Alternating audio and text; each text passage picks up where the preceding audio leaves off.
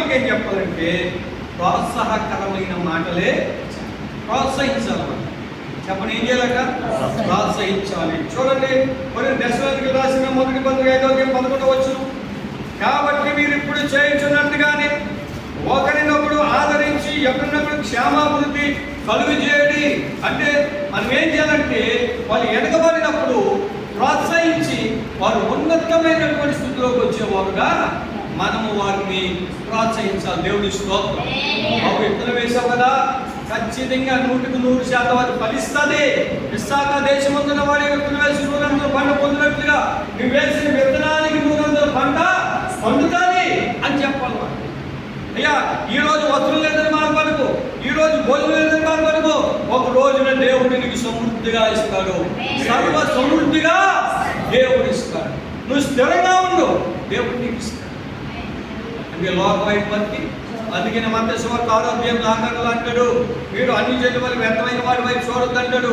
దేవుని బిడ్డారా, వస్త్రం కంటే నెమ్మది, తర్వాత దేహము కంటే ప్రాణము గొప్ప కావా, ఆకాశ పక్షులతో యుద్ధము పోయే పట్లలో కూర్చుకున్నాము. దేవుడే వాటిని పోషిస్తున్నాడు. అందుకని మొదట నా నీతిని, నా రాజ్యాన్ని పొలాన్ని దున్నుకోకుండా, దానికి తడి పెట్టుకోకుండా, విత్తనాలు వేయకోకుండా మనకి ఎలా వచ్చారు? మన ముందు మనం కృషి చేయాలి కదా. రేపొద్దు ఆదివారం ప్రార్థనకి వెళ్తామండి. ఈరోజు మనం ప్రార్థనలో గడపాలి కదా, ప్రార్థన చేయాలి కదా. మరి ఆ ఆత్మకి ఏం చెప్తాం మనం? ఆత్మకి ఏం చెప్తాం మనం? సిద్ధపరచుకోకపోతే ఎలా చెప్తాం మనం? ఏమంటే ఈరోజు ఇడ్లీ వేయాలంటే మన రాత్రి నానబెట్టుకుని ఏం చేస్తాను?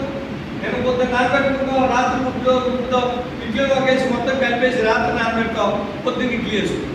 అంటే ఇవాళ టిఫిన్కి నిర్ణయం చేసుకున్నాం. మరి రేపు వెళ్ళే దేవుడి పరిచయకి ఇవాళ ఏం చేయాలి? మనం ఏం చేయాలి? మనం చపాతీ చేద్దాం, గంట ముందు బిస్కెట్ తిన్నా చపాతీ సరిగ్గా రాదు కదా కదా. అది అలాగే ఒక గంట ముందు ఉండాలి కదా. మనం నేనంటాను, జాగ్రత్త మనకు స్థిరపడి మన సంఘాలను, ఎందుకంటే ఈ అన్ని దినాల్లో దుర్బాధలు ఎక్కువైపోయినాయి, ఫేక్ పాస్టర్ గారు ఎక్కువైపోయారు. సతీష్ కుమార్ గారు లాంటి వాళ్ళు ఎక్కడ దొరికితే అక్కడ మందిరాలు కట్టేస్తారు.